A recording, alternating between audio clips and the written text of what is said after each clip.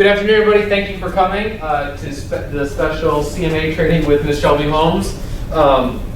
So she's just gonna go over how she does a CMA and her entire thought process, how she finds comps, how she makes adjustments.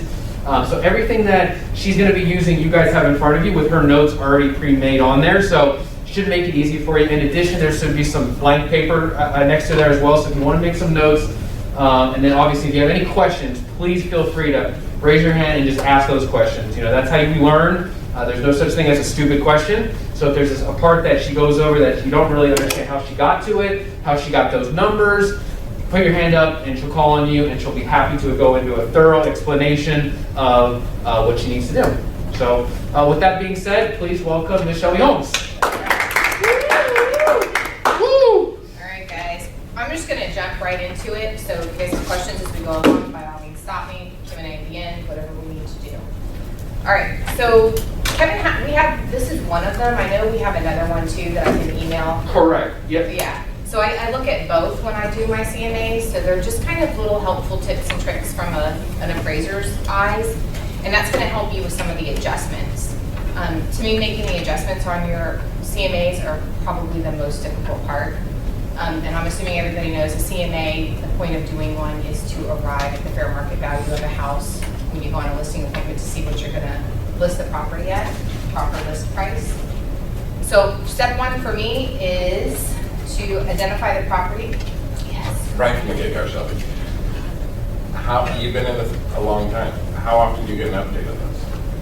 And from who are you getting it? So you I think it's more or less when the market changes that you would need an update for this. What's the drastic change? So, so for instance, when we went from, like when everything was short sailing, right. when the market went way deep down, you weren't getting adjustments for condition. Right. And I say that meaning, like if you had Formica countertops and you had granite countertops, it made no difference. In today's market, you get a little bit more of an adjustment for that. You kind of push yourself towards the higher the price range. So to answer that, as long as the market stays the way that it is, I wouldn't be looking for a new one. If you see a different swing in the market, like right now, we're chasing it going up. So you're doing market growth adjustments. There was a time in the market where we were doing decline adjustments.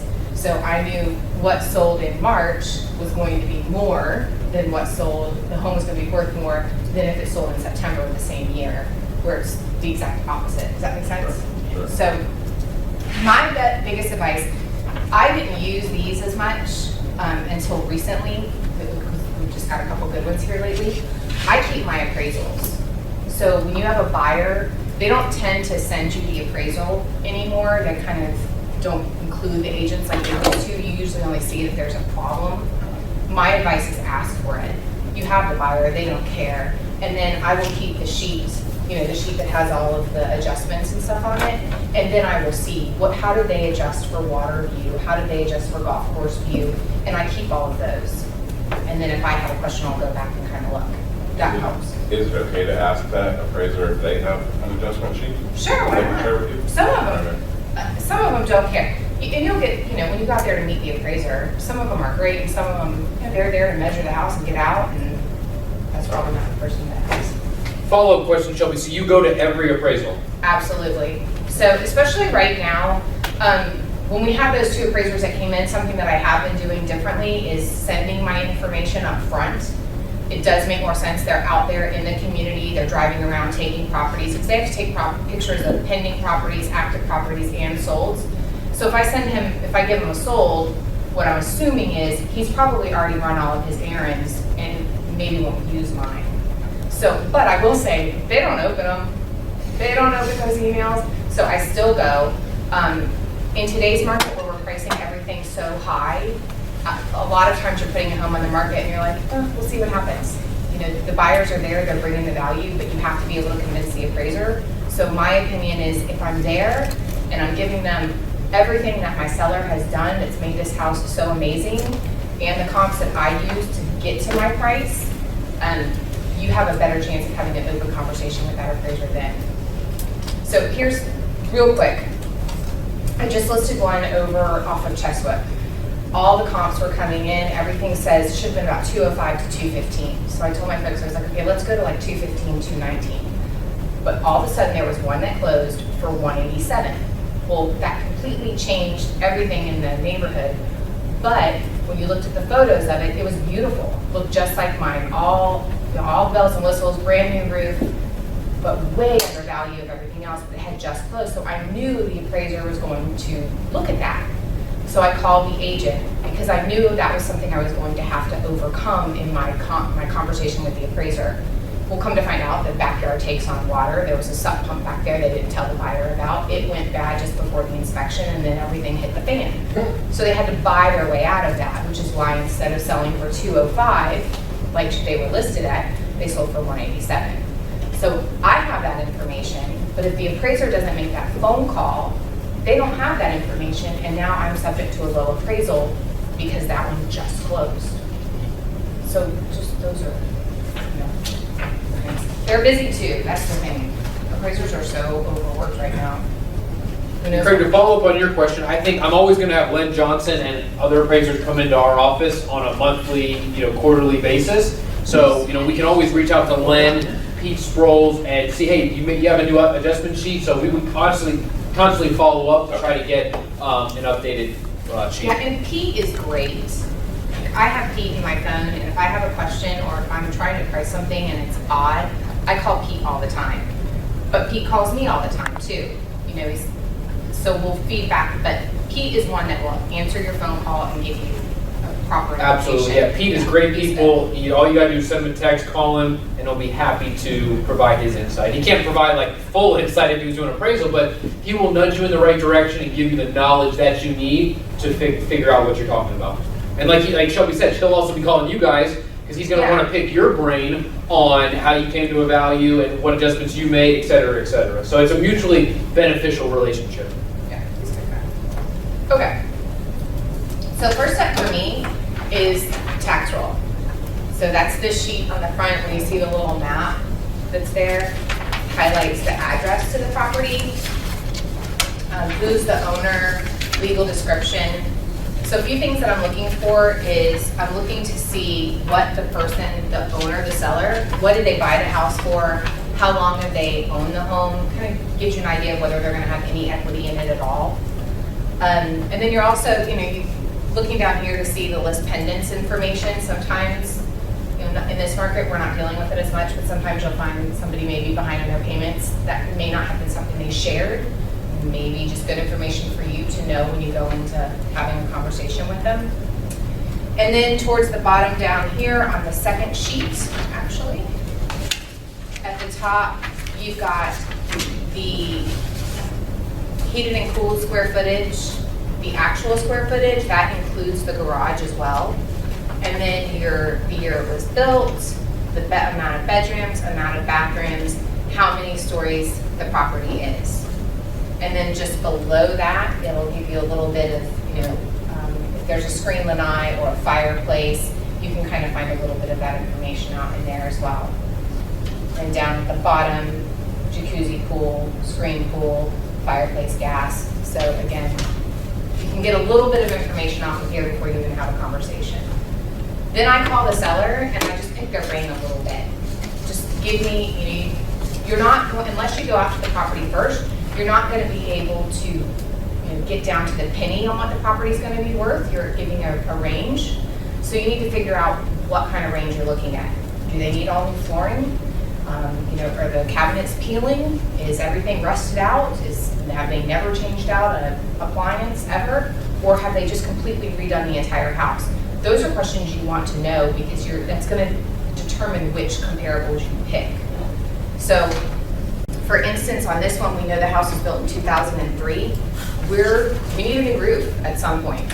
So if you were looking at this property and they weren't mentioning the roof, that would be a question I would ask. Have you ever replaced the roof? If not, I know my roof is old and that's going to be an issue when I list. So new roof, new AC. I know that the bathrooms were original. They did replace the windows. I've got wood floors, tile floors. In today's market, I'm noticing that carpet, if you've got carpet in a living room, family room, like the whole house is wall-to-wall carpet, it's probably not going to sell quite as high as if you had some solid surface flooring throughout. So things to consider. What about carpet living room with the rest? Do you see a difference with that? Or? Not really. I mean, I think if I know that I have carpet in the family area, like in my main living space, what I really do kind of look for is there another comp with carpet? Because they don't tend to sell, you're not going to sell for 10 grand less, but they tend to sit a little bit longer, and they do tend to sell for just a little bit less. So that's really the only reason I'm looking to see if I can compare apples to apples. I'm looking at also my view. What am I back to a home? Am I back to the golf course? Am I back to water, preserve? What kind of view do I have? Because I'm going to try to pick comparables that are similar. If not, I know I need to make an adjustment for certain things. So just a little bit of insight. You don't need every detail, but a little bit of insight is what you need. Does everyone know how to find this? Textual? Yeah? Kinda? Okay. So simple property owner search. We're in Clay County. This property is actually located in Fleming Island. So we're gonna come down here to street range. Sorry, street. 2079. You can just do the number. Rivergate Drive. And there she is. I'm gonna hit show full, and this is gonna give me all of my information. And then if you wanted to see the tax bill so that you could create a proper cost sheet for them, that link here is where it's gonna take you to the tax bill. Shelby, can you show Kwame where he would find that if he was on the MLS and his house has previously been listed? So, yeah, so that is something that I would do, so we'll do that real quick. So I will go back in to see if I can find an MLS number from previously, just so that I can see some of the pictures and things like that. So at the top here, you just have to put in the address. You gotta spell it right.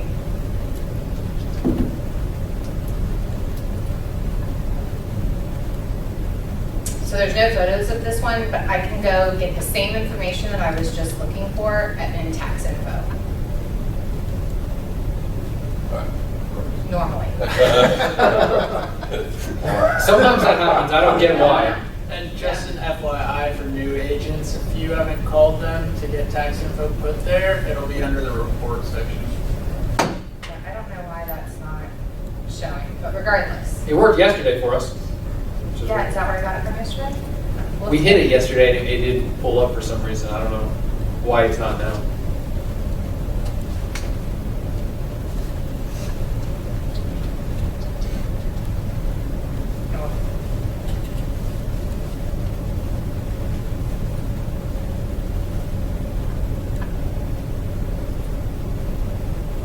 So one thing so just for future reference, why I've seen that in the past would be if they're high clearance military or maybe a police officer. In some of those cases, that their identity is hidden. In this case, this person is not military and not high clearance or not police, so it could be something just wrong with the connection to the tax records. But I have it in the past where I was trying to help a buyer purchase a home in St. Johns County, and I could not pull any tax records on it. And I had to call the agent, and apparently he was a high-level clearance military pilot, and none of his stuff could be out on the public record. So that's why. So sometimes you can't find anything on the internet, and you have to call the other agent to peel back the onion. So once I have this information, and again, if that MLS search that I just did for this property had photos, I would have scanned through the photos just to see what I could get, how long ago they were, the original owner on this one, so it wouldn't have made any difference. Next thing I do is I do the map search. That's distracting. So I will go into quick search, and this is how I start every single CMA. And you go to this little red pin, and the property that you are doing the CMA for is your subject property. So I put the subject property address to pinpoint. For some reason, it wants, drive, place, lane, whatever, and the zip code. If not, it won't do it. I don't know. So now this is where my subject property is located, so I'm going to use that location. One thing about what we're doing on this one, this property is located in Eagle Harbor and Fleming Island. While I've sold homes in Eagle Harbor, it's not my area of expertise. So one thing I know about Eagle Harbor is all of the neighborhoods aren't the same. So some of the neighborhoods are on smaller lots, some of the neighborhoods are on wider lots, some of the neighborhoods are from the beginning of the community, some of the neighborhoods came much later. So one thing that this gentleman that did the MLS class for us recently taught me, and I can't say 100% that it helped me on this one, but this is something that I've started doing, so I'll share it with you. So what I'm doing right now is I'm outlining all of Eagle Harbor. And if I knew this neighborhood better, I would not outline the whole neighborhood. I would just outline the pockets of the neighborhood that I want. Does that make sense? But because I don't know Eagle Harbor that well, I'm kind of stuck here. So, well, I'll show you on the sold properties. So there's more that are active than there were yesterday.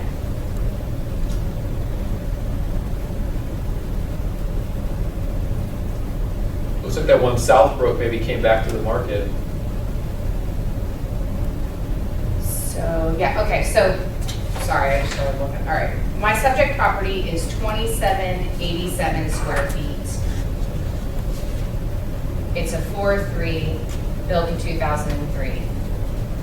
So, 4-4. sorry, it's a 4-4, built in 2003. Your price per square foot is not the end-all, be-all, but it's definitely going to be something that's going to guide you. So when you're looking for properties to compare to, if your subject property is 2787 square feet, you certainly don't want to compare it to something that's 1700 square feet or something that's 3700 square feet. You're not going to get the right value. So usually no more than about, depending on how far you have to go out, but if you can keep it within 100 square feet on both sides, that's great. 300 square feet is usually about what we're looking at. It just depends on the amount of comps that you have. The reason I look at the active properties is really just also to get myself ready for the listing presentation. So I know in Eagle Harbor, right now, all of Eagle Harbor, there are, that's not even in Eagle Harbor, oh yeah, it is. Well, 2 of them are waterfront, we're not waterfront. So we know, we can tell them about that, but we know they're not within our buyer range. We're different.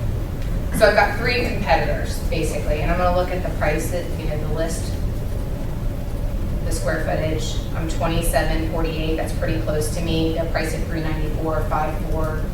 So I might slide through the photos. I'm just gonna quickly, flip through. What do they have? What do they look like?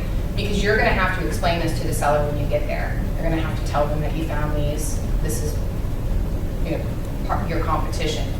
So quickly sliding through that kind of stuff. Then I'm going to look at the pendings and what's under contract, because that's going to tell me, are things moving in the neighborhood? Obviously, the answer would be yes. There's 25 homes that are currently under contract. So great information to give the seller too. And then you're going to go back, you're going to adjust here to see your square footage. So I know they're 1,200 square feet to big. So again, I'm living around the 2,700 square foot range, so that's what I'm looking at. Slide through here. You guys see what I'm doing? Like you're looking at the actives to see what the competition is. You're looking at the pendings to see what actually worked. I know at 410,000, a 5-bedroom, 3-bath, 2,800 square feet, built in 97, it got a contract. I don't know where it got the contract at, but it got a contract. Gotcha. So I slide through those just to kind of see, and I bring a couple of these to the seller as well. Yes, ma'am. Is there a way on the MLS to do a range, like in the search? Yep. You can adjust that search. Hi, how are you? However you'd like. So sometimes I'll come over here and I will adjust. Since I have 4 bedrooms, I'll keep it with 4 bedrooms. I have 4 baths. I would never adjust for the 4 baths. That's getting a little too, you're gonna lose a lot. So I would do 3. And then on your square footage, again, we're 2,700 square feet. So I'd probably go down to 2,500 square feet and up to maybe 3,000. That gives me 6. So that's probably plenty. So again, that gives you an idea of what's happening there. 420, 420, 410, 392, 391. One of the biggest things about our property though is we have a pool. So that's something that you want to keep in mind too. If you see a comp with a pool or something under contract with a pool, those are important to grab because pool homes, they're just a little bit, they go a little bit faster, they're a little more desirable. So you want to, if you can keep apples to apples, you definitely are trying to do that. But this is really just to show you at, between $146 and $148 a square foot, property is moving in and getting under contract. So it's just really kind of giving you information as you go along. And again, I would share some of these with the seller just so they can see what their competition and when they received an offer. Now I go into my solds. So same type of search. 4-3, I've got, this would be something that I would adjust if I couldn't grab enough sold properties. I would go down to 2, and then I can always adjust for a bathroom. I gave you one more, 2,500 to 3,000 square feet. I'm pretty happy with that. No, sorry. You got to change it up here to sold. So if you pocket that, if you put in for the sold, then you're going to drop down. This gives you the date range. That's 6 months. You're going to click there. That's what you want. Appraisers are only going to look at properties that are going back 6 months. If you are in a neighborhood and nothing has sold in the last 6 months, then go back. You can go back a year, or you can start hopping into other neighborhoods that are very similar.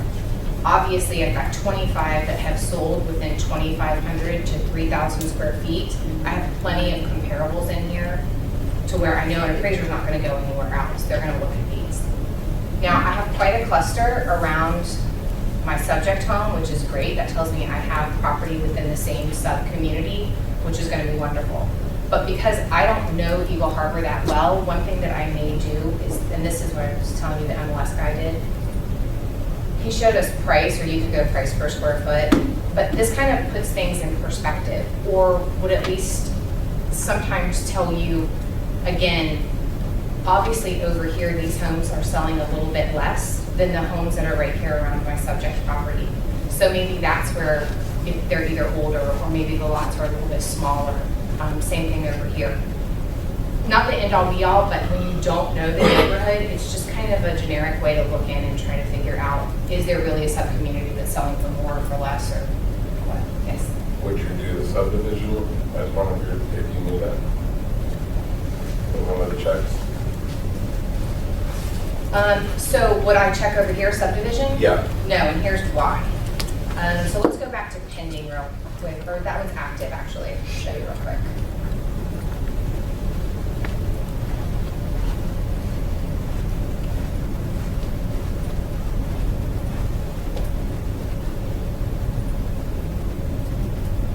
So this property here that's listed as active, if I didn't do the search in the polygon the way that I did, if I would have just searched for Eagle Harbor, see how this agent doesn't know Eagle Harbor obviously very well.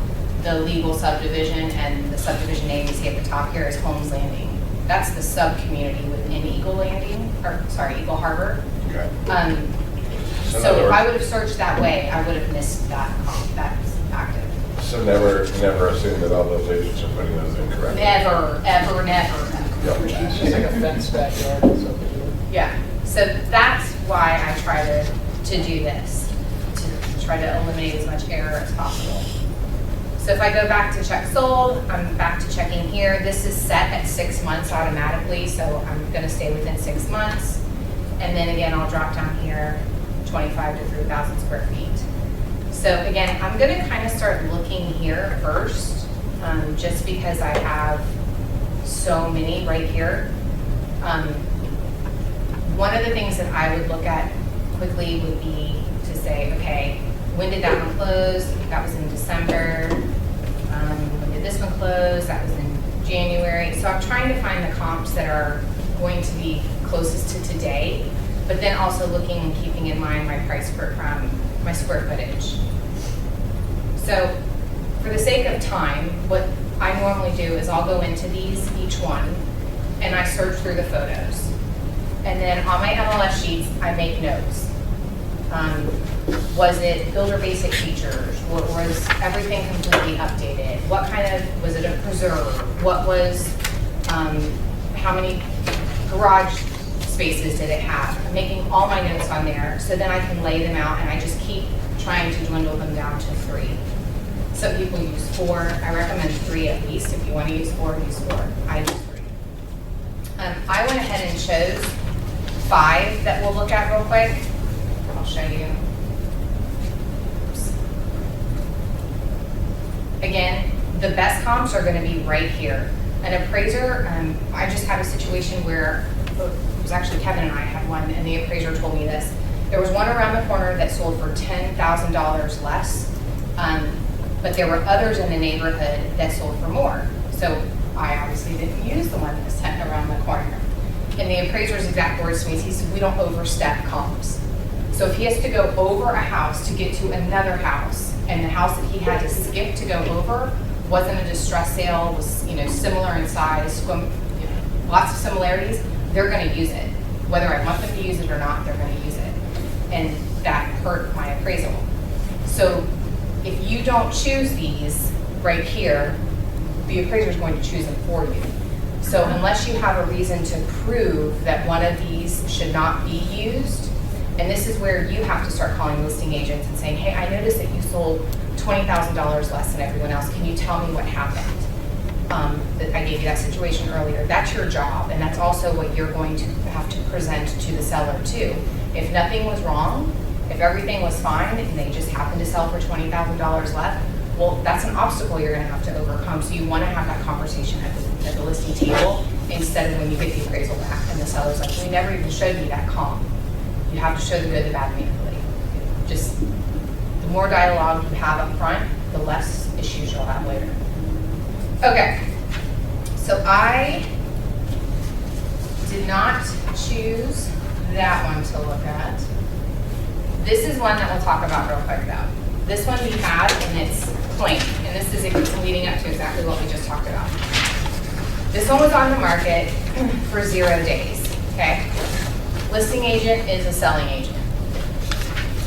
This one you're gonna figure out sold for less than anything else we're gonna look at. But this one just closed, I know, in December.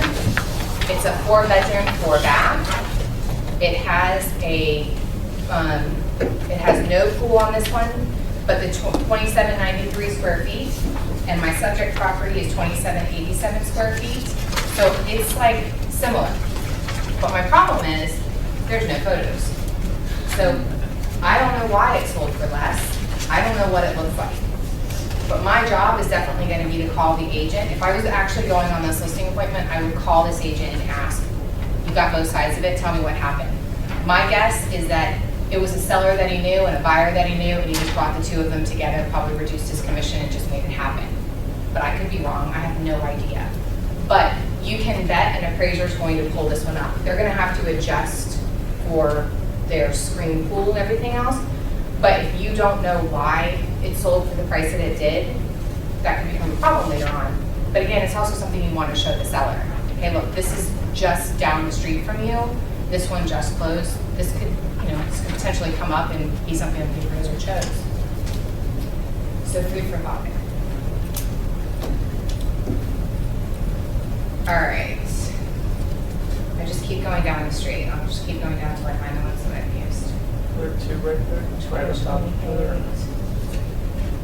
don't think so. I think it's just funky underneath there. 2010. All right, so I looked at this one. Again, I'm going to look at every single one on that loop. I'm going to search all the photos. Just keep looking at things. This is one that I used. I looked at 4-bedroom, 3-bath, 2848 square feet, built the same year. I don't have a pool. This is the one that I made the adjustments on, but I didn't use. Sorry. Okay. This is you have this one in here and there's adjustments on it. I'll show you why I didn't use it. So this one's very similar, but you would have to, this is 2010 River Gate. So again, just down the street, so 491, very similar, 4-bedroom, 3-bath, 2848. So all my sizing is there. They are on the golf course. So I'm going to skim through the photos. That's what I do. Again, looking for what's the interior look like. I know I've got a 3-car garage. My subject only has a 2, but those are things I can make adjustments for, so no big deal. So scan. nice backyard, small.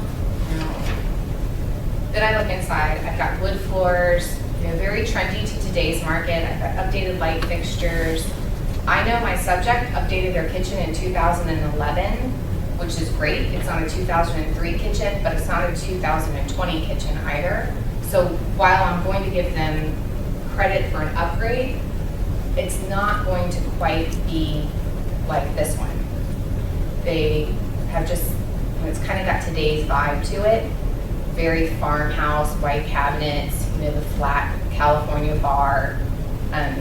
Kevin and I were laughing at this. The only thing I don't understand is they did such a great job in the kitchen, but hello, original microwave, why? So the reason I chose to not use this one is because while the subject is updated, this one just kind of, this is what you dream about when you want your photos taken and you have to market it at home because you're like, thank you for doing my job. Like all the cabinets are painted the right colors. Everything's just, it's perfect. Look at the, come on, really? That does your job for you. So I went ahead and comped this one out. I made my adjustments just to see, and it just came out a little bit too high. And I think some of what the buyer is paying for in this one is just that new look, new feel. It's all feeling updated. So this is one that I will show the seller and just explain to them that this is why I will print the MLS sheet and all the photos, and you can bring your iPad too and show them the photos. But this is what they're going to know. This home sold down the street for $490, and they're going to want to know why you're not selling for what this would be plus a pool. So you're going to have to tell them, you're the expert, you're giving them the education. It didn't sell because this one looks the way that it did. What was the difference that made you feel not comfortable using this? In all honesty, I held on to it. It just put me too high because this one sold at $491, and then I have to add in the pool to it. It put me at $500,000, and then compared to my other comps, it was just too high. So I pulled it out. But there you go. So we keep going around the neighborhood. Water's Edge. This is one that we didn't use for whatever reason. I don't know why we didn't use that one. Here's one that we used. Nope, we didn't use that one either. 2244. This is one that we used. So I'm going to go through and start telling you guys how I made adjustments on these, just so you can kind of keep along. You've got 4 bedrooms and 3 baths on this one. This one has a pool. Again, remember the subject property has a pool. So I'm looking at bathrooms, making adjustment for bathrooms. This particular property only had 3 baths, so I'm going to make an adjustment for the bathrooms. This particular property was built in 2001. Mine's 2003. I'm going to give it a $2,000 adjustment for being older. Mine is $6,000 over here in the corner for having a 3rd-car garage. The subject only has a 2-car garage. We both have screened pools. I know that because I scoured through the photos, but look at that yellow, folks. That is nothing but nice. Love that. So yeah, those are things, you'll notice down here in my notes, it's builder basic. Their features are pretty builder basic, personal colors. They did have a summer kitchen. Something else that we didn't discuss is the subject property has only pays on the operations and maintenance within the community anymore, and the properties that we used to compare all have a full CBD. So I don't necessarily think you're going to, in the appraiser's eyes, you're not going to get an adjustment for that. But if you're a buyer, instead of having $1,700 or $2,000 a year in fees, I only have $700. What is it, like $675? Yeah, $700 in fees. That's that's a savings to me. So that may be the reason why I tend to look at my property over another property. Another thing that I did was, again, the subject property has, if you go back to your notes here, you know that the subject's roof was done in 2011, the HVAC was done in 2014. So I'm going to make sure that everything that I'm using to compare has new roof, new HVAC. Does everybody know how to look that up? So 2 ways to look that up. We'll do that real quick. Shelby, you would for sure put that in like the private or public remarks about the CPD? Oh, yeah. Yeah, I mean, that's definitely something to market for sure. One of the ways that you can do it, the quickest route to do it, is you go to documents and look at the seller's property disclosure. On these property disclosures, it should tell you the age of the roof. So I know the roof here is 2 years old. I know the AC system is 3 years old. So that tells me, we've both been updated, so this is something safe that I could use. If they didn't have that, you can scroll real quick out here. Go to Clay County permit search.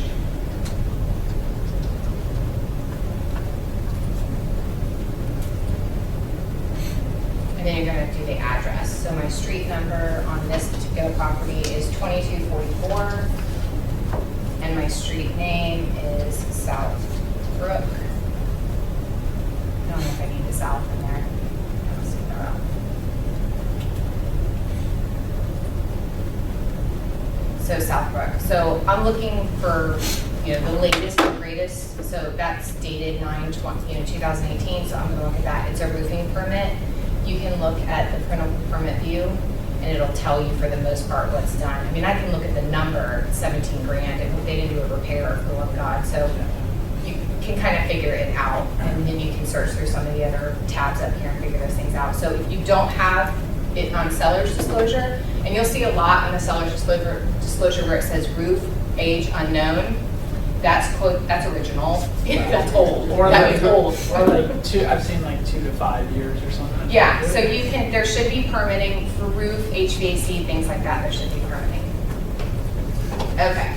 Would you give your customers that information? Like if they didn't know to pull the permit and they were like, yeah, we're not entirely sure. No, I would just do it for them. You would let them know the age of it. Yeah, probably, if I found it. Yeah. Okay.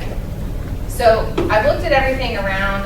So I know I have one comp that I'm going to keep, but I haven't really found everything that I want. So now I'm going to flip out to list. Can I ask a question on that before we move on to the next comp? So you had made adjustment here, 6K. I think you had said that for the 3-car garage. Correct. So that's why we subtracted that. Oh, sorry. Yeah. We did make an adjustment for the full bath. What about from a square footage perspective? Good question, Kevin. Okay. What was it? The square footage. Square footage, and she had removed 6K because this the subject has a 2-car garage, where this one has a 3-car garage. Yeah. So back to this one. So this is Southbrook. So to get them to compare apples to apples, again, you have to make adjustments. So we adjusted for the 3rd-car garage to bring it to the 2. Now I have to adjust because my comp is 2675 square feet. You can see that tells you that right there. But my subject on my tax roll, yet again, told me it was 2787 square feet. So what I'm going to do is I'm going to take 2787 square feet and I'm going to subtract it from 2675. So I come up with 112 square feet. So I'm going to write 112 square feet down. I usually write that right here in parentheses just to tell me what the difference is. And then I have to figure out what was the price per square foot. And you can do that on list. So if you look at the list, that's, if you look at the detailed report, this is the list report. It gives everything kind of in a 1-line list. It's going to tell me here, this is what the price per square foot was that they were asking for. And this is the price per square foot and what it sold for. So I know price per square foot, this particular home sold for $168.22. I can't give $168.22 to that 112 square feet because it's just too big. So I give 50%. You can look at this handy dandy sheet here and you can tell that the appraisers don't give as much as I give. I don't know where I got the number. Somebody probably taught it to me somewhere along the line, and I've stuck with it. It's worked for me. But you can tell, if you look at the appraiser standpoint, they're looking at $100,000. They're usually giving $20 per square foot, $30% per square foot. So anyway, $168.22 per square foot divided in half is $84.11. Do you see where I wrote that down here?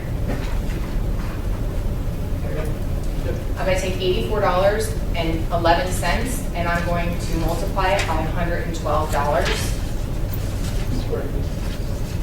I didn't write that on the lease, did I? No. Sorry.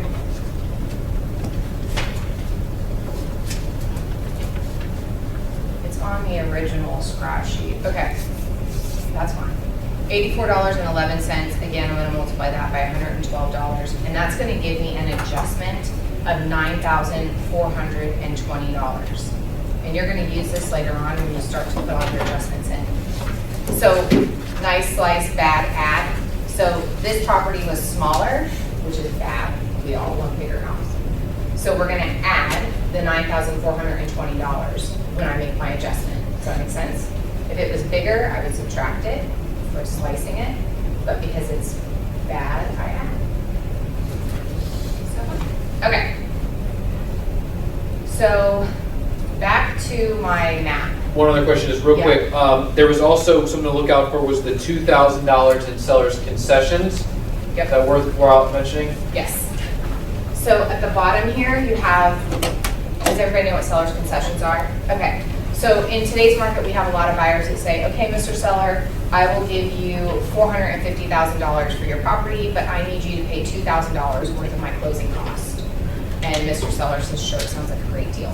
So at closing, the seller gives the buyer a credit of $2,000. Well, you were supposed to disclose that when you put your information in as the property has sold for comp reasons, for comparable reasons.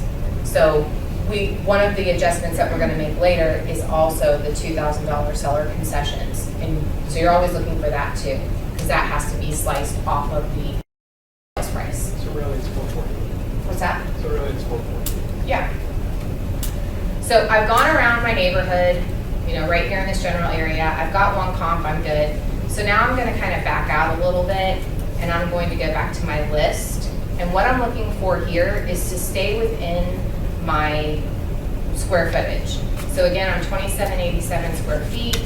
So I'm probably going to pick up a few of these that have similar square footage.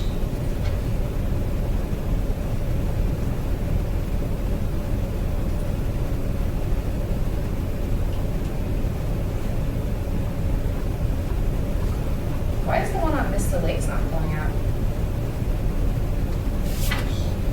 It was 2785 on the square footage, so it should be in there. 460. 2983 was a little bit bigger. I went with that one because so look. So really, you have 15 comps that out of 25. So this would, I think I was in the room for what, an hour and a half, 2 hours? I dig through all of them. Is this the right way to do it? I don't know. I probably spend so much time digging through and looking at pictures, it's ridiculous. So could you speed this up? Possibly. One of the ways that you could speed this up is by narrowing down to what has a pool and what does not, because that's a pretty big factor. But what you don't want to do is miss out on another comp that was exactly like your home, which goes back to this guy here that's on the same street, just doesn't have a pool. Because as soon as I click pool, now I've taken everything out of the mix that doesn't have a pool. Does that make sense? But in this situation, because I have so many, that's what I would do.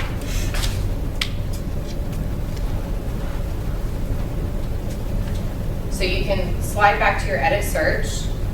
You've got your 4 bedrooms, 2 baths, 2,500, 3,000 square feet. And that's another thing, I could adjust this to 3 baths because it really should be. That narrows me down a little bit. My square footage, I can narrow that down a little bit too. I can say, let's go to 2,600. And I could go down here to the one that I used. I still do that. What I'm talking about. Pool. Now I'm going to come over here and click in-ground pool. So now I've got 3. See, I went 15 through, just like that. But if I went through these 3 and I decided one of them was just an absolute mess in a dress and it just didn't fit what I had, then you just back out the pool. It's very easy to make a pool adjustment. So you just kind of have to play with it, unfortunately. So these are actually the 3 that I had picked. So we just went over 2244 Brook. Now I'm going to go over Holmes Landing. Does everybody understand what I did? A little messy, sorry. This one has a lot of comps. All right. Holmes Landing, again, you're going to slide through the photos. You're looking to make adjustments. This one has a 3-car, 3-bath, so I'm going to give an adjustment of $3,500. 2004, so we're going to slice off $1,000. We both have a fireplace, so I checked that off.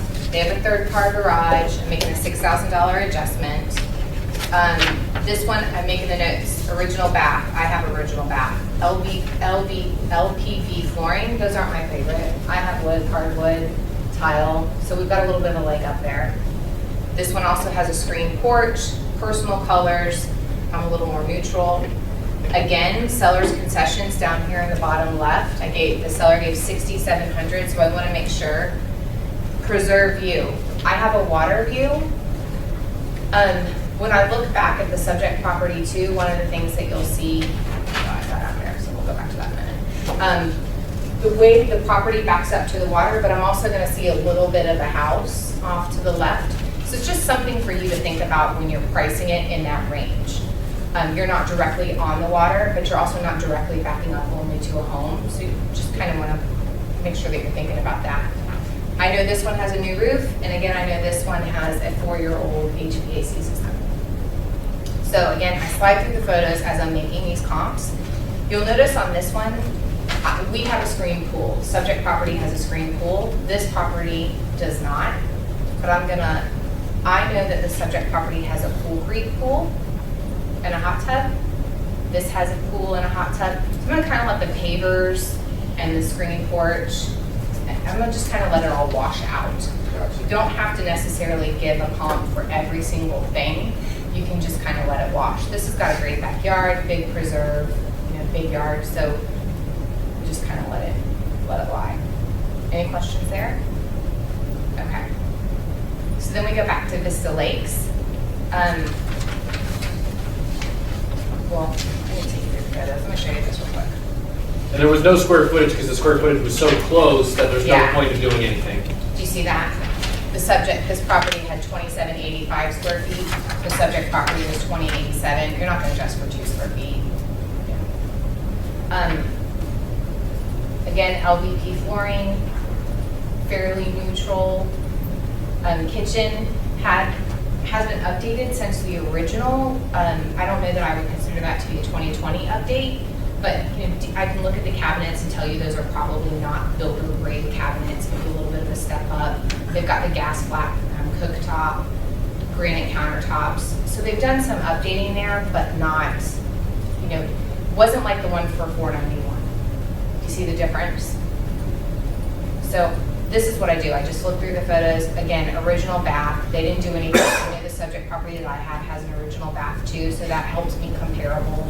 Tells me that it's about the same. But it's clean, pretty move and ready. It has a bonus room, just like the subject property has a bonus room with a bath. So very similar. It's got a nice outside covered patio, screened, and the pool. So I'm in the price range there. I'm in the ballpark. So Vista Lakes. This is one that I went back and forth on. They've made some updating on this one, and I'll show you, but some of it's some pretty personal choices. And the photos, this is why you pay quality to take photos. Wood floors, which is great, but the photos look like they've been taken with an iPhone. Kitchen has been updated, travertine tile, travertine back. Is that completely my style? No, but it's been updated like that, really?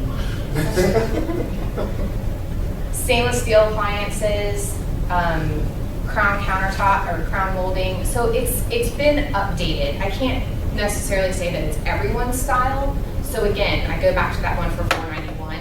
That may not be everyone's style too, but it's a little bit more trendy of what people are wanting today. This one would take a little bit more of a certain buyer to be excited about some of the flair that's there. See what I mean? Updated though, so they put some money into it. This is another personal favorite. They spent all the money to do all that and left the original vanity. Just in case you didn't see that. Saw it right away. Yeah. So that's what I mean. Updating has happened, but is it today's updating? Probably not. But I've got the screened pool. It's got the pool deck. It doesn't have pavers. So while I have some updating that's been done back in 2011, and this one has some updating that probably wouldn't be, what's the words? The buyer pool will probably be a little bit smaller for this property compared to the subject. I'm still going to use it because the update's right here. Does that make sense? So you said on the previous one, you were scratching the preserve and the waterfront views, right? So if this had pavers as well, then you would have to make an adjustment since it's screened and pavers. I would probably wait until I put it into Toolkit and then looked at the numbers at the bottom. That's the thing. If you weren't matching up, then maybe. Yeah, sometimes you're going to find the best comps. So this one is a little bit, I don't want to say difficult, but it's a little harder to teach the class on because there's so many comps. Like to really show you how I would have done this, we would have been here too long because I have to go through all the properties. So I just had to kind of make 3 happen. Is that, hopefully you understand that. But you can't always adjust for everything. But sometimes I'll find the 3 that I like, I get into the next step that I'll show you, and I'll make all of my adjustments, and like one kid is doing their own thing. So sometimes I will try to go back through and see, is there a way that I can make an adjustment that I should be making an adjustment for to make my numbers a little more even? Or is that one kid really just doing their own thing? And if that's the case, then you have to present it that way and explain to them, look, this comp is really, really high. Why do I think it's sold that way? Sometimes I have to say, I don't know. Maybe they just got lucky. Maybe their cousin lived down the street. I don't know. But if it's sold really low, you know, those are conversations that you can also have with a listing agent to try to figure that out too. But on this one, my comps, I have 4 baths, so I'm good to go there. It was built in 2003. I'm good to go there. I've got a fireplace. $6,000 is what I adjusted for my 3rd-car garage. My pool is the same. It's screened. It's Coolcrete. I've got a water view. I'm good there. I did write the comment over here, personal style. It was updated, but it's not going to be everybody's cup of tea. But you know, it's newer. They gave $1,000 in closing cost, so I wrote that down here because I will make that adjustment. And their roof and HVAC were done in 2020, so I know I'm dealing with an updated roof and updated HVAC too. So lastly, I go to my adjustment with the square footage. This particular property was larger than the subject. So this property was 2,983 square feet, where the subject is 2,087 square feet. So 2,983, I subtract 2,787, that gives me 196, which is what you see there in parentheses. Then I know price per square foot, again, I'll look at it here. It was listed for $162.55. It's sold for $102.65. I'm going to slice that in half, give 50%, $81.27. 81.27 times 196 gives me my adjustment of $15,928. Any questions? I have a comment. Yeah. So we've talked about it before, just you can't double subtract square foot and then bedrooms or baths. Yeah, so I do agree. I think, so if you have, what Andrew was saying was, this particular property has 5 bedrooms and my subject has 4 bedrooms. I don't make an adjustment for the square footage and then also make an adjustment for the additional bath, for the additional bedroom that this one has. I would almost guarantee you it's probably pretty similar because the subject has a bonus room. And I can almost guarantee you they're using that bonus room as their 4th bedroom. But if I got to a situation like I was just talking about where this particular property was comping out way higher than everybody else, I would make an adjustment for that 5th bedroom. I would say knock off $5,000 just to try to get my numbers back to being a little bit more even. So you do kind of play with it and it's not always going to be exactly the same every single time. I wish it was. So any questions from here? Everybody's good. gonna go back to this. Let's go back to my original search. I'm gonna stick this in Toolkit real quick, but we're also gonna come back to this when I'm done.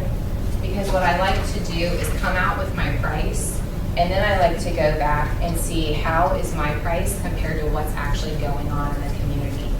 So I know there's only like 5 that are active, but I would want to see where I rate within those 5. And then I would also want to see where I rate mainly within the pendings, because I know that's what's currently bringing contracts. So again, this is how I start. I grab the polygon down here. It's really simple. You just draw out your lines. The hardest part is usually just trying to figure out where the neighborhood begins and ends. And again, if I knew the neighborhood better, I would never start out this way. I would start out much smaller. And then if I needed to keep going out of the little sub-community, I would go into the other sub-communities that I know that are going to be comparable. I'd like to make a comment on that. You gotta be careful with that too, because Pace Island is right there. Yeah, so like And you can overlap those very easily. Yeah. Like, I think Oakleaf and Orange Park Country Club also. They There's do, a and part where Oakleaf it's and- very close. yeah, the ones up. So you can see like this is all Pace Island right here. Blue Bonnet, Royal Fern, all that's Pace Island. So if I would have just dipped out a little bit more, then yes, I would. And if you don't know the neighborhoods, that can get you, it definitely can get you in trouble. And same thing with what we were talking about before when I used this little color coding spot down here on the solds. Even though it's Eagle Harbor, not all sub-communities are the same. So you just have to kind of be careful with that. And sometimes it's just trial and error too. Just figure it out as you go. Okay. Toolkit can be found by going into My WRC, and you go to here, this blue little box, Toolkit. So this brings you into Toolkit. I'll go ahead and do another presentation so you guys can see it. I do the portrait listing just because that's how I like to do my listing presentations, is in that portrait style. So I'm gonna create a new presentation. These are all kinds of flyers that you can click on and review yourself, decide what you want to talk about in your listing presentation, however you want to do that.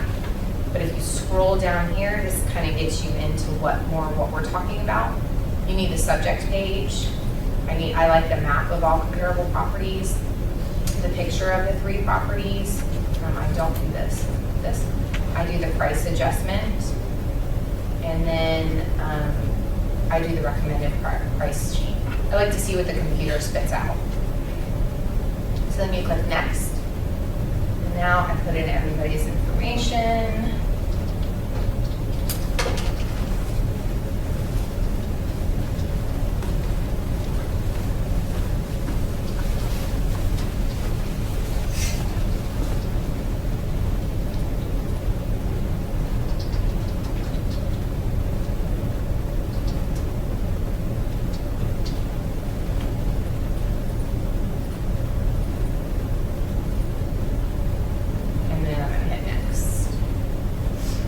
Little generic cover letter that they give you when you print it. Obviously you want to sign it, take it with you. And then we are Northeast Florida, but the one that I use is a Northeast Florida enhanced download. So we're going to click there. And residential property is what we're looking for. And then I'm going to go by the MLS numbers. So the MLS numbers are the 3 properties that we use. We're going to read them off to you. Yeah, that would be great. First one, 108 4446, 106 4168, 108 1072. Now, are you separating that by a comma or? Yeah, by a comma. Do you guys know where to find the MLS number? Okay. And then you're gonna click Get Listing, and now it's just gonna take a second to download.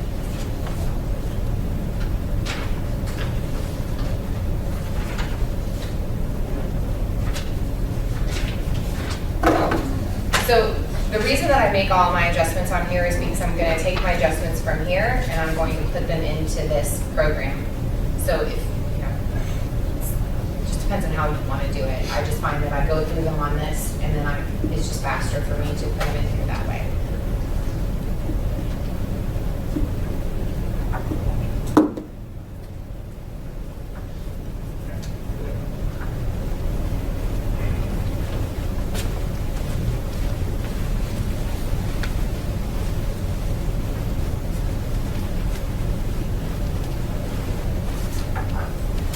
So here are the 3 comps that we put in. I'm gonna click on all of them, and then I'm gonna hit next.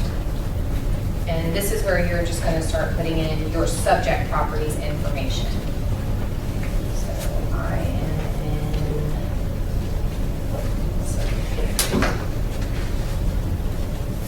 do you guys know how to look up the sub-community? So if you look at the legal description of a property, the sub, we know it's an Eagle Harbor, but Harbor Lake is written in the legal description, which is about less than a quarter of the way down the page, about. So I know that I'm in Harbor, so whether you know what the neighborhood is or not, that's how you do that.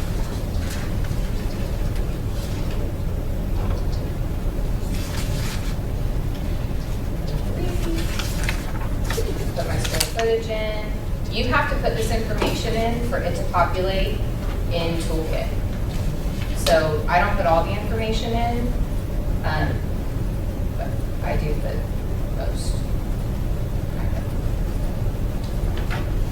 I have a gas fireplace on mine.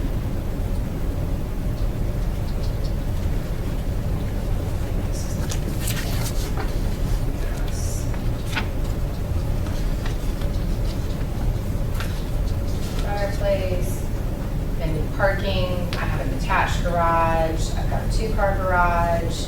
I would put water view and waterfront. Some of the stuff that I'm putting in here is just so I can lead my conversation with the seller when you get there. So roof, you can put newer. Exterior pool is screened. Screened pool. And then if you can find an old photo, I'll use an old photo and slide it in there, whatever you can find. And then next, this is asking you if you want to put in a photo. I don't have a photo, so say no. All right, here's where we make our adjustments. Addresses are at the top. This is the subject property. So this is the property that you're actually doing the listing, the price per square foot for. So I'm going to start making adjustments. But first I'm going to find Vista Lakes.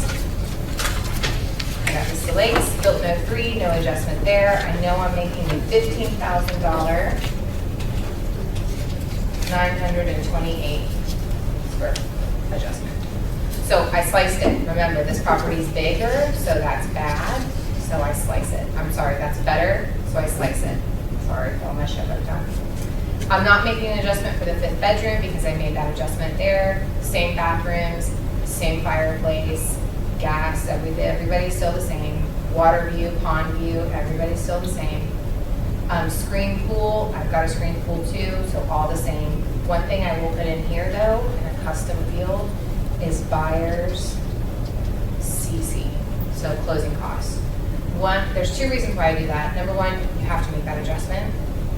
This one's $1,000. The other is also just a way to open up conversation with the seller to say, hey, this market, even though it's a seller's market, buyers are asking for closing costs and sellers are paying it. And that's just a way to have that conversation right then so that when they do receive an offer and somebody's asking for a closing cost, it's not a complete surprise to them. I will make changes in here. So like this says roof, I put newer on mine. Just again, so I know when I'm in there, I'll put new roof, HVAC 2020. So that way when I'm, again, having conversation with the owner, the seller, it's right there in front of me. You should forget, you're nervous, you're sweating, you can't remember, and if I have it written in front of me, it will help me jog my memory to know that these are things I need to talk to them about. Because if they put a new roof on, they only want you to have new roofs. So, 3-car garage, that's not on here, so I'll add that in here. 3-car garage. Because I need to make an adjustment of minus $6,000 for that new car, for that 3rd car. Not 60, just 6. Any questions about that? All right, next we're gonna go to Holmes Landing. 2004, so I will subtract $1,000 for that 1 year. Again, Go over how you're doing it. I know you've done that in the past. the year, it's just $1,000 for a year. Some appraisers, a couple of appraisers have mentioned that they don't make any adjustments for it. I've always done it and it's worked for me. Again, if you can help it, you don't have a 2003 property and a 1993 home and you're comparing it. If that property is the only one that sold in 2003 and everybody else is from the 1990s, maybe it was the last lot that was ever sold, well then you're gonna have to use what's actually there and what's actually comparable. But if it's like Eagle Heights, where it took probably 10 to 15 years for that whole neighborhood to be completed, you've got some homes that were built in the 90s in there. So you just kind of want to stay out of those pockets and stay closer to the same. Does that make sense? You said $1,000 per A year? year, yeah. What about the uniform market stuff? You run into them? So like the growth. Yeah, you don't do that? Not for every single time. So if it's within 6 months, I usually don't do that. I'll show you what I did because again, if I were going on this listing appointment, this comp here that's got the same listing agent, same selling agent that sold for $435, it's like the kid doing their own thing. But it was just sold in December and it's just down the street. So I have to figure out how can I make this look like what I'm about to do here. And so for that, I'll show you what I would do on a market just to show you how to do that. So square footage wise, I'm only 2,000 square feet apart. I'm not making a change. I'm gonna make a $3,500 adjustment here for only having a 3 baths. My fireplace is the same. This one also has a 3rd car garage. So I would add that information in here.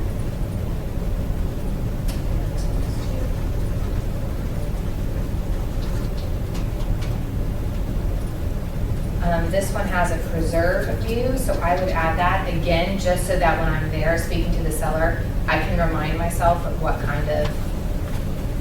this home is backing up to. And I know I've got a new roof and 4-year HVAC.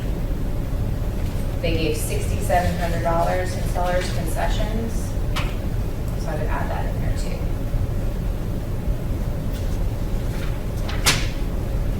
Lastly, 2001, I would take and add 2,000 because it's older, 2675. I'm going to add 9,420 in there to get it up to my 2787. Again, this one only has that 3 baths, so I'll add 3,500 in for it. That was 35,000. No, not tomorrow. 3,500. Fireplace there, 3-car garage, I'll adjust that 6,000.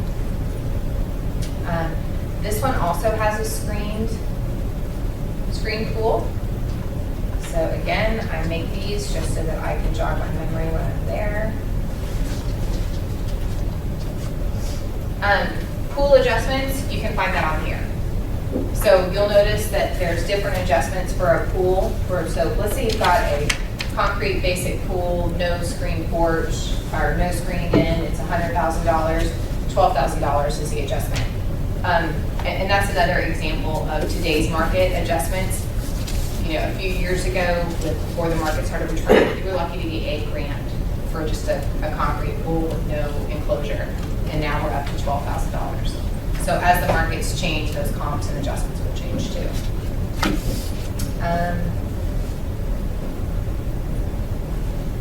I didn't make the adjustment. This one had a paver pool.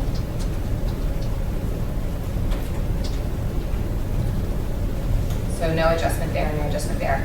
If they asked me about, the reason I put paver pool in there is because if I were a seller, I would want to know why my big screen enclosure did not get me more than that pool that was out there, although it was paved with no screen enclosure. And that would be my response. They had a really big backyard, private, preserve, and they were fully pavered. So that's just a way to kind of, again, jog your memory. Something else that you can sometimes give adjustments for that we did not is a summer kitchen. That would be something too where if my numbers down here were really not lining up and this particular comp was much higher than everything else, maybe I would adjust out $1,000 for that summer kitchen just to try to get me a little bit more in line. In this particular, I don't think somebody's gonna not buy a home over a summer kitchen unless it's like, you know, really elaborate summer kitchen. Make sense?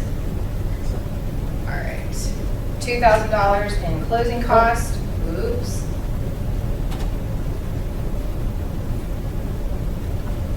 So again, this completely opens the door for you to have the closing cost conversation with the seller. If you didn't give them this information, number one, you wouldn't be giving them accurate information, but it also doesn't, you wouldn't, this is the easiest way to have that conversation about closing cost. Sure you put that price back in, I thought, you got 22,000 out there. Do you ever comp one? Yeah. You deleted the comp one, the Yeah. first section. What's You that? just need to put the sold price in At the there? very top of the sold price. It's there. On the right side? It's on the wrong column. There we go. Thank you.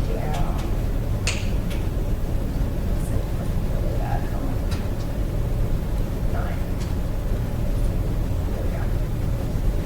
So, all my adjustments are in, I believe. So this brings me down to my value, my comparable value. So I'm somewhere between, you know, kind of 456 and 462-ish.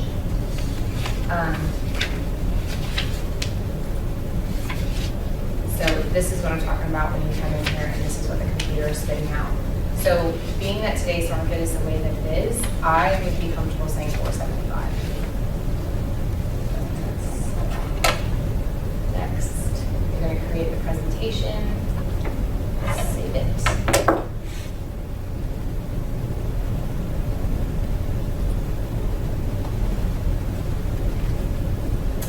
And then again, I will come back in here and I'm just gonna kind of take a peek and look and see, all right, there's my actives. I know I'm thinking 475.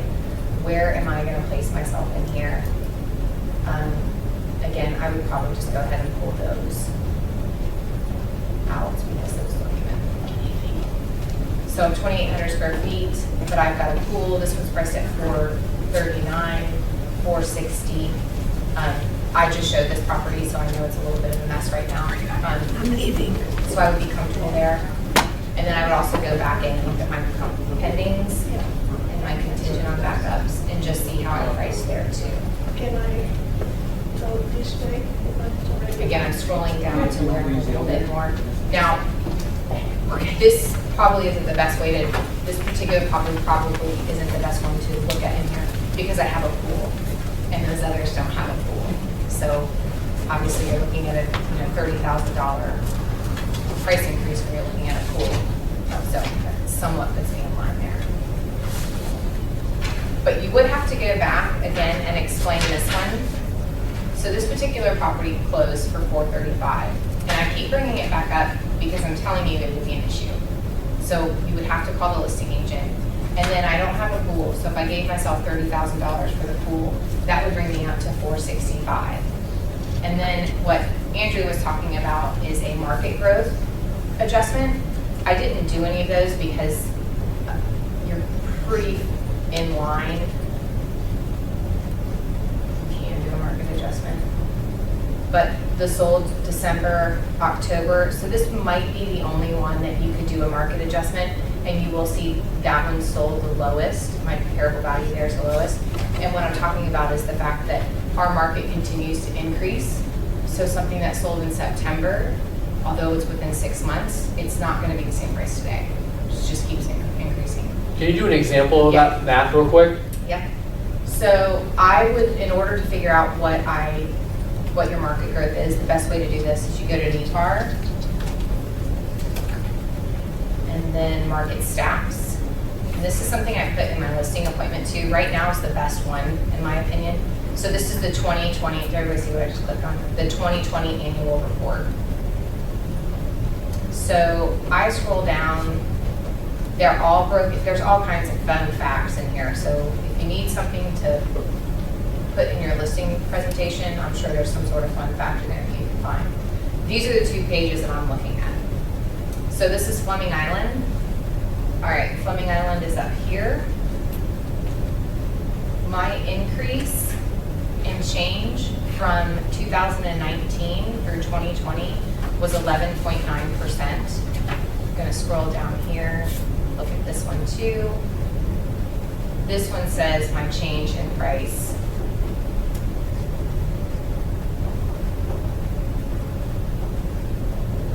Sorry. I was like, that's not making sense. This is what you're looking at here. Fleming Island down here. Your change in median sales price was up 5%. it's lower than I would have thought it would have been, to be honest with you. So 5.2%, all right. So let's go to the one that is priced, or we can use this one back here on our summary.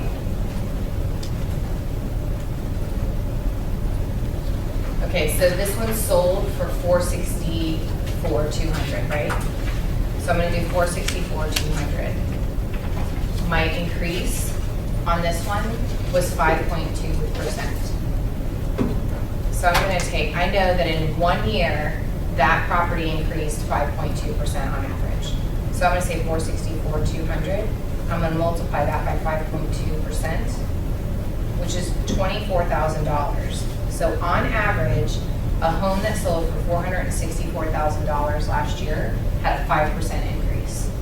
So I know that increase was $24,000. We take that $24,000 and I'm gonna divide it by 12, which is, I'll figure that out. So divided by 12, and that's $2,000 a month. So now, what I'm looking at is, sorry, it's down here.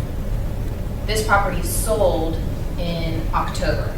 So I'm October to November, November to December, December to January, January to February. So I've got 4 months. So I'm gonna look back over here. These are back to December. So really, I should only be giving it a 2-month market growth. Does that make sense to you guys?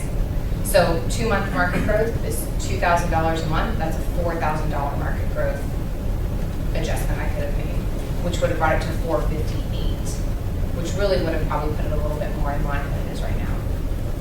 Does that make sense? That comes into play more when you're looking at adjustments and everything's maybe, nothing has sold recently in the neighborhood, so all your comps are maybe back from September, or maybe all your comps are a year old. Obviously, what happened in this time in 2020 is not the same price that it is today. So that's what makes this thing so, this particular sheet so great. Most of the time, this is only going to be good information for a little while, and then as 2021 goes, you'll see every month they will provide one of these. So you can come into this little sheet, you can scroll down to Fleming Island.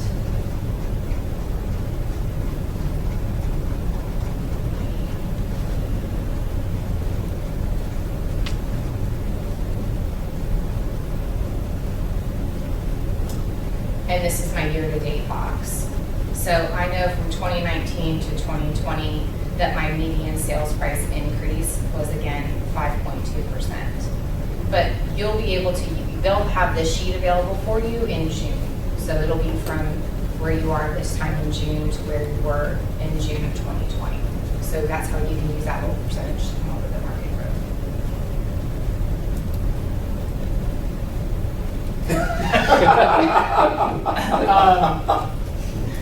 This one wasn't as good. Too many comps.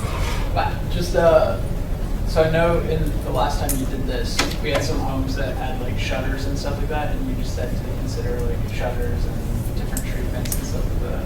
yeah, I mean, I more or less let them, a lot of that little stuff wash. You start trying to make those kind of adjustments, and you just have made too many adjustments. So I can't remember what the guy, did those appraisers that were just here, because I was always taught you don't want to make more than an adjustment. So if your property is around 200,000, you shouldn't have more than 20,000 in adjustments on this page. So these numbers should not add up to more than 20% of your sales price. If you're there, then there's probably another comp out there that may be a little bit better to use. I do know that the appraiser, when they were here, one of them was like, that doesn't matter. I don't know. That's how I was always taught, so I would probably continue to do that. Is that, so that's what, so going to what Andrew was saying, if you keep making adjustments to everything, you're never going to find the right comp. But would I have, if I had as many comps as I do in Eagle Harbor here, would I use one that was completely builder basic and my subject property had plantation shutters throughout, granite countertops, while this one had Formica, this one has carpet, my subject has wood? No. I would definitely, especially in a neighborhood like Eagle Harbor, I would definitely be looking for something that's a little bit more in condition to my subject. I wish it was black and white. It's not. Sorry. Unfortunately. Yeah.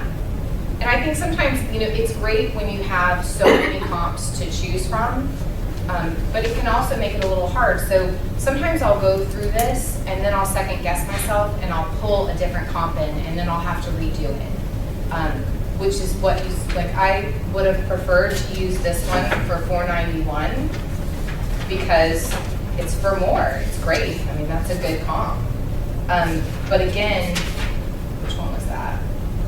The one on Rivergate, the one for 2010 Rivergate.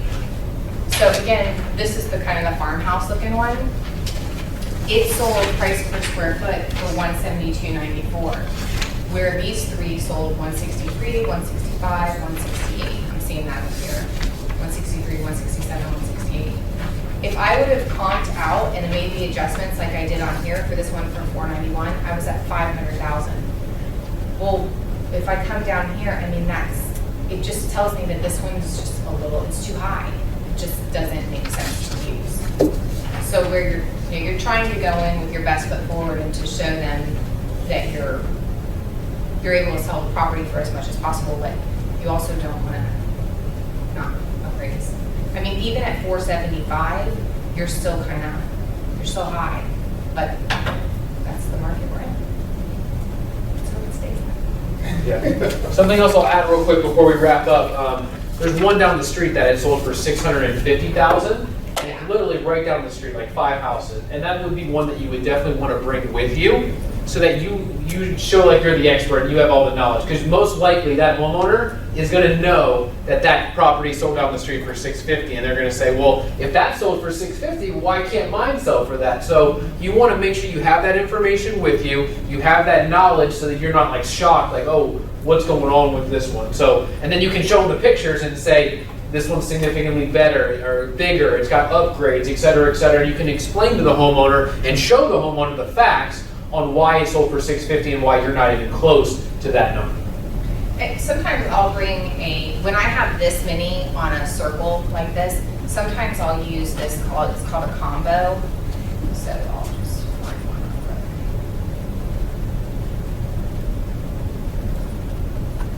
So just remember, there's a combo sheet. And that I'll use.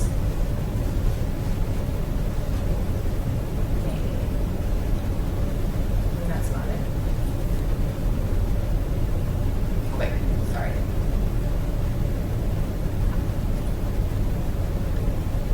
So if I have a whole bunch of them and I'm not going to be able to remember every one of them, sometimes I'll print this and I'll bring all the sold ones, because Kevin's right, they know their street. They walk their dog, they come up and down that street. So there's been times where I go to pull into a listing appointment and I'll see there's a house across the street for sale that I didn't realize was there, maybe because it's 1,000 square feet more or 1,000 square feet less, and I just wasn't paying attention. You better know what it's listed for, whether it's under contract, what the history with it is. So I will slide by the house, I'll pull into a cul-de-sac, and I will figure it out before you go in there and you don't know. They don't care that it's 1,000 square feet bigger or smaller. They don't care that that's not what you're doing when you're looking for comps for their home. They just know it's on their street and you didn't know that it was there. So, you're the expert. You're the one with all the information. I know the answer, but just top things to look for, like when you're selecting your comps. Main bullet point things. Bedrooms, bath, square footage, age, and then, does it back to a preserve? Does it back to water? Does it back to another home? Cul-de-sac location? Is it in a cul-de-sac? Those are things that you're going to make adjustments for. So those are probably the biggest. And the obvious would be a pool. Yeah. If you don't have a pool, then you really would rather. You don't want to use a pool comp. Adding a pool to your home, to me, is easier than taking a pool off, only because pool homes tend to, especially in the market today that we're in, they go faster, they're more desirable, there's just not as many on the market, inventory is so low as it is. So that would be my advice, is just try to stay away from those. And again, it's not an exact science, as Shelby said. We could all do CMAs in here, and we're all not going to come up with the same value. but we all want to be within that $5,000 or $10,000 range in the same ballpark. So we'd love for it to be black and white, but it's just unfortunately not. And that's why it's nice to have colleagues like yourself, surround yourselves with smart, like-minded people. And if you got a question, ask Shelby, ask Craig, ask Andrew, and so on and so forth. And because it doesn't hurt to get a fresh set of eyes on something and to give you that that feeling that, I'm pretty close and I feel good about where I'm at. She came up with 470, I came up with 475. We know we're in the same ballpark, and it kind of gives you that confidence. Whereas if she came up with 470 and I came up with 400 or 570, then I know there's an issue, and you kind of go back to the drawing board. So never going to be an exact science. You got to play with the numbers, and sometimes you got to go back and maybe get a fresh perspective on it to really know what's best. So, any other questions? And don't be afraid to call the other agents. Yep. We all help each other, so I'll get phone calls. Hey, saw that you listed one down the street. Can you tell me what it was like? Or if I have a listing where I feel like I'm priced okay, but I don't have anybody showing up, I'll call an agent that's got one under contract or another one that has it active, and I'll just say, hey, are you getting activity? Is it, do you have a revolving door, or is it dead silent over there? Everybody's there to kind of work together. So the whole agent against agent thing, those are the worst transactions to be in. So I'm never afraid to pick up the phone and just try to pick somebody's brain. You're not trying to take their business, but you're just trying to, everybody's got the same goal. Yep. Get it sold. Yeah. We're all transaction brokers, so at the end of the day, we're all just representing the transaction. We're just here to put it together and make it happen. And there's no point to that confrontation. Like Shelby said, so many folks will want to get combative with you and aggressive, and it's like you just got to stop them in their tracks and say, hey, we're on the same team here. We're here to put this transaction together. It's not my opinion. It's not your opinion. It's what the seller and the buyer want to do. And it's up to them. It's, we're there to provide knowledge and our expertise, but at the end of the day, it's their choice. And sometimes agents will try to speak for their seller or speak for their buyer, and that's just not the way it should be done.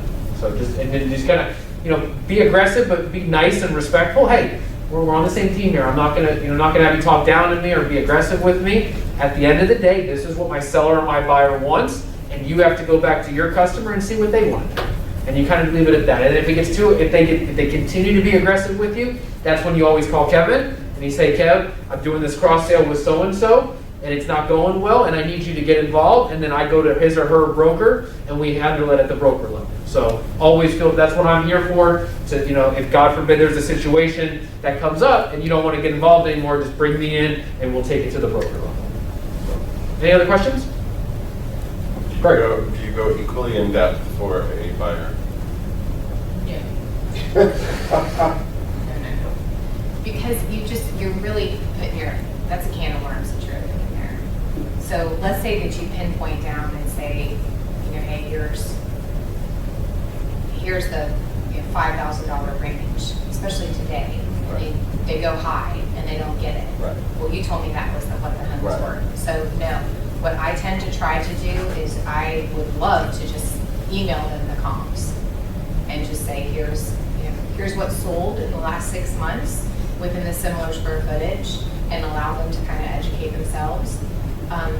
Sometimes you have to get a little bit more involved in that, answer a few more questions. So then I kind of tend to heavily rely upon price per square foot.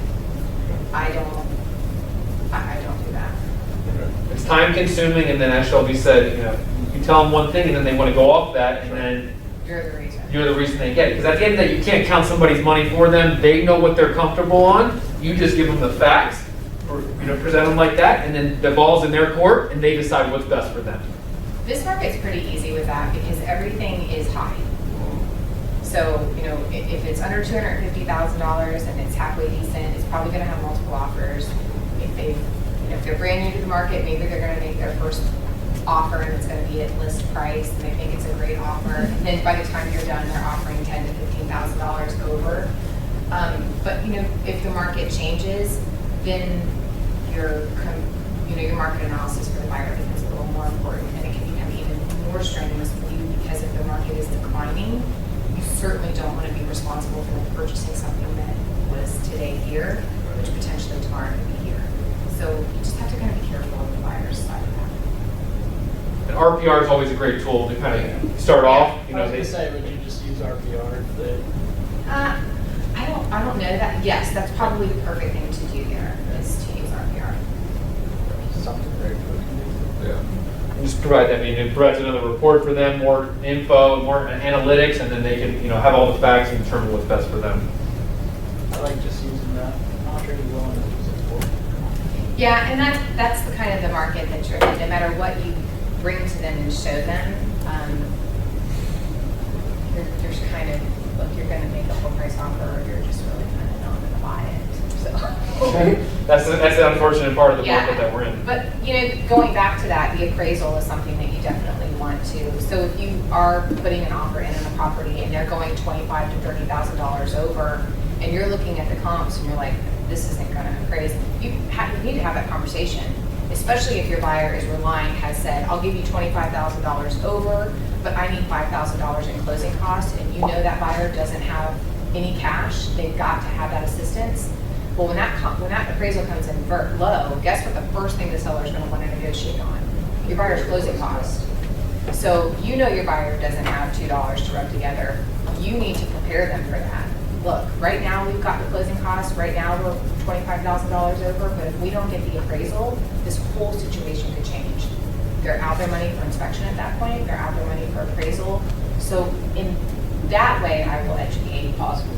And no, well, if it's a low appraisal and the seller has chose to renegotiate, that's a counter offer. So you're protected there at least. Yeah. But you're not getting the money back for your inspection or your appraisal. That's out. That could be like $1,000 or more, and then if you've been saving that money up, And then they so really don't have money for closing costs. If they didn't have the $5,000 to begin with, guess where they're at now? Yeah. So those kind of conversations I definitely try to have. Any other questions? Thank you guys so much for